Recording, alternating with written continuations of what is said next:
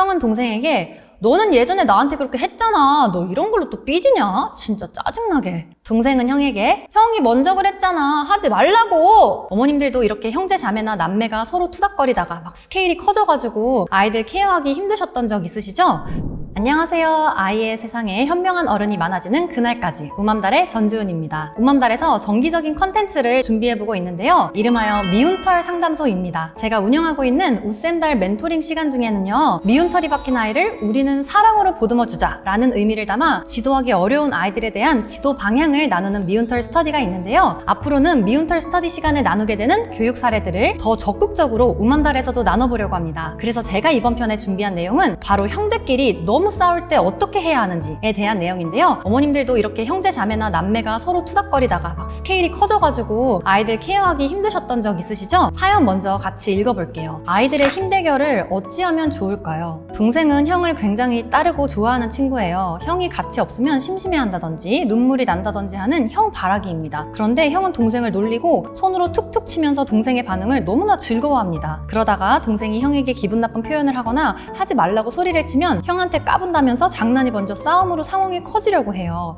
연습 중에도 형은 잠깐 나와서 동생이 치는 모습을 쳐다보고 가고 형아가 오면 장난을 치고 싶은 마음에 더 오버하는 모습을 보이면서 둘이 까르르 거립니다. 제가 연습하는 시간임을 알려주고 다시 연습하러 헤어진 후에도 또 만나서 티격태격해요. 사이가 아주 좋다가도 아주 안 좋아지는 두 형제로 인해 아이들의 수업 태도가 아주 많이 달라집니다. 형제의 힘 대결이라고 생각이 되는데요. 왜냐면 형은 제압하려고 하고 동생은 기어오르려고 하기 때문이에요. 저는 아이들이 서로 신경 쓰지 않고 연습과 이론 공부에 집중했으면 하는데 아이들을 말리는 때가 많아요. 이럴 때 제가 아이들에게 어떤 태도와 이야기를 해줘야 할까요? 네, 이런 사연인데요. 어떤 상황인지 조금 그려지는 것 같아요. 사연을 다시 읽어보면서 어른들이 어떻게 해줄 때 아이들의 이런 모습들이 다듬어지고 우애 있는 모습으로 더 학습에 집중하는 분위기를 형성해줄 수 있는지 5가지 단계로 말씀드릴게요. 자, 일단 형은 동생을 놀리고 손으로 툭툭 치면서 동생의 반응을 너무나 즐거워합니다. 제가 이 문장 때문에 선생님께 여쭤봤어요. 형이 언제 동생을 손으로 툭툭 치는지요. 그랬더니 연습하다가 나와서도 치고 걸어가다가도 툭 친대요. 이 말은 이미 선생님이 그런 장면을 여러 번 목격하셨다는 얘기이기도 하죠. 자, 그럼 1단계. 형이 동생을 놀리고 손으로 툭툭 치는 걸 봤다면 바로 개입해서 이야기해 주셔야 합니다. 어른과 함께 있을 때 아이 한 명 한 명이 정당하게 보호받고 있고 억울한 마음이 들지 않게 공동체 분위기를 형성하는 것이 굉장히 중요해요. 동생이 형한테 맞고 난 다음에 기분 나쁘니까 뭐라고 하면 바로 형이 또 더 기분 나빠질 말을 할 거고 동생은 형보다 힘이 없으니까 그대로 당할 수 있잖아요. 이런 억울한 마음이 생길 수 있기 때문에 이걸 보고도 선생님이 형을 제지해주지 않으면 당하는 아이는 더 무력감을 느낄 수 있어요. 그래서 이럴 때는 아무리 우리가 무슨 일을 하고 있더라도 바로 주은이 일로 오세요.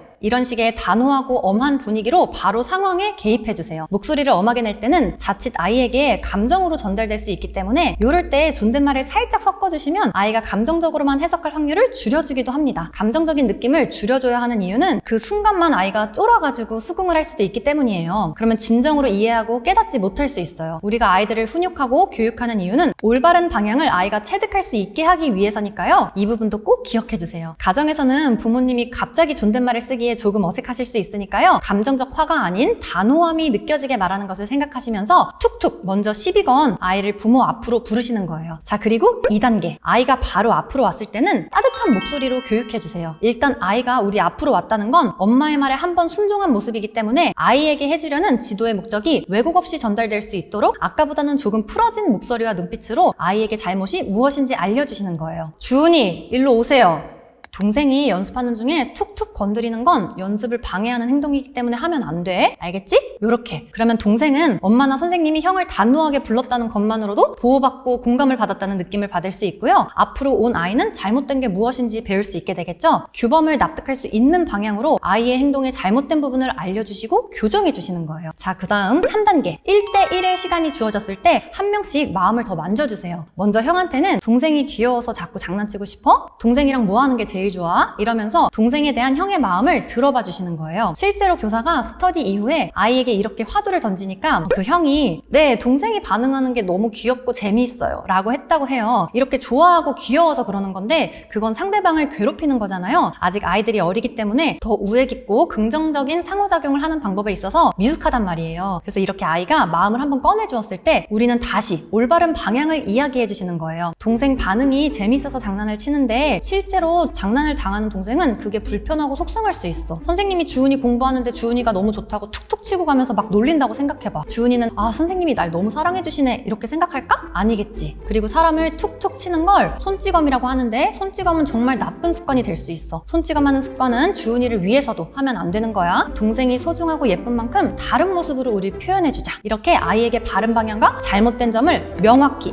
반복적으로 꾸준히 말씀해 주셔야 돼요. 그리고 동생한테는 형아가 주은이 너무 귀엽다고 그러던데? 형아가 주은이 되게 사랑하나 봐 라고 형의 본심을 전달해 주시고요. 너무 귀여워서 자꾸 장난이 치고 싶나 봐. 그래도 그렇게 툭툭 치는 건 좋은 게 아니기 때문에 선생님이 그러면 안 된다고 얘기했어. 만약에 형이 또 그렇게 치고 가면 형아 나를 그렇게 툭툭 치면 내가 아프고 속상해. 그렇게 하지 말아주라. 이렇게 또박하게 표현해봐. 그러면 형이 미안한 마음이 들면서 아 동생한테 장난치는 거 그만해야겠다 이런 마음이 들 거야. 선생님도 형이 또 그러지 못하게 지켜줄게. 알겠지? 이렇게 약속도 해주고 동생의 마음도 만져주시는 거예요. 그러면 이후에 같은 농도의 장난이 들어오더라도 형의 장난을 좀 더 유연하게 받아줄 여유 공간이 더 생기게 됩니다. 남자 형제들의 장난을 어떻게 다 우리가 통제하고 관리하겠어요. 서로가 선을 알고 그 선을 지키며 관계를 쌓아갈 힘과 방향을 가르쳐주는 거죠. 자, 4단계. 이 부분이 가장 중요한 핵심입니다. 아이들이 서로 잘 지내고 있을 때 그 모습을 포착해서 칭찬해주세요. 항상 뭔가 일이 벌어지고 말하는 것보다 벌어지기 전에 빠르게 중재해주시는 게 가장 좋고요. 중재보다 좋은 것은 좋은 행동들을 그때 짚어주시는 거예요. 형이 동생을 조금이라도 챙기는 모습을 보게 됐을 때 뭐 가방끈을 뭐 이렇게 올려준다거나 동생 손을 잡고 이렇게 이끌어준다거나 그런 모습을 보게 되면 보자마자 우리 주은이는 참 동생을 잘 챙겨주는 형아네 바로 칭찬하고 인정해주시면서 그 모습을 정말 깊게 바라봐 주시는 거예요. 그리고 동생이 형이 어떤 말을 했는데 되게 잘 따르는 모습을 봤다면 주은이는 어쩜 그렇게 형 말을 잘 들어? 형아가 주은이 때문에 너무 든든하겠다. 이런 식으로 그 순간순간을 짚어주시면 아이들이 아 이게 잘하는 거구나 하고 경험으로 받아들이고 체화할 수 있어요. 서로가 형제라는 존재의 소중함을 알 수 있는 순간순간들이 그냥 휘발되는 게 아니라 엄마 아빠의 칭찬으로 기억에 남고 되뇌일 수 있도록 아주 자주 짚어주시면 좋아요. 자 그리고 마지막 5단계. 우애 있게 지낼 수 있는 방법을 지속적으로 가르쳐 주시는 거예요. 형아니까 동생이 이런 모습 보여주더라도 그럴 때 이렇게 해주면 동생이 훨씬 말을 잘 들을 거야. 형이 이렇게 말할 때 이렇게 해주면 형이 아마 되게 고마워할걸? 이런 식으로 더 좋은 방향으로 서로 상호작용할 수 있는 관계 스킬을 교육해 주시는 거예요. 이런 교육은 아이들에게 너무 필요하고 중요한 교육입니다. 한 번의 단칼에 어떤 사건을 통해 확 바꾸려는 것보다 아이들의 문제에 있어서는 찬찬히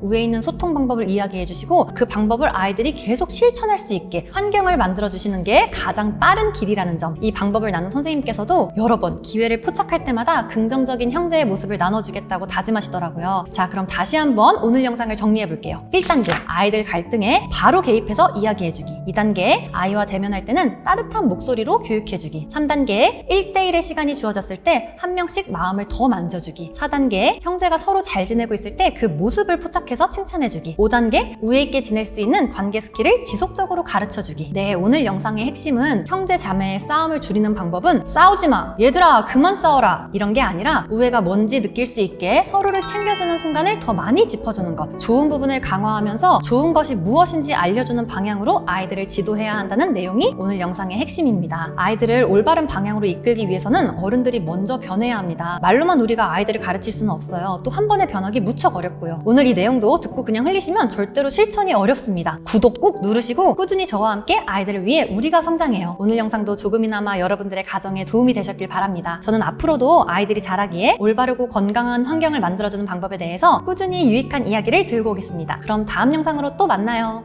안녕.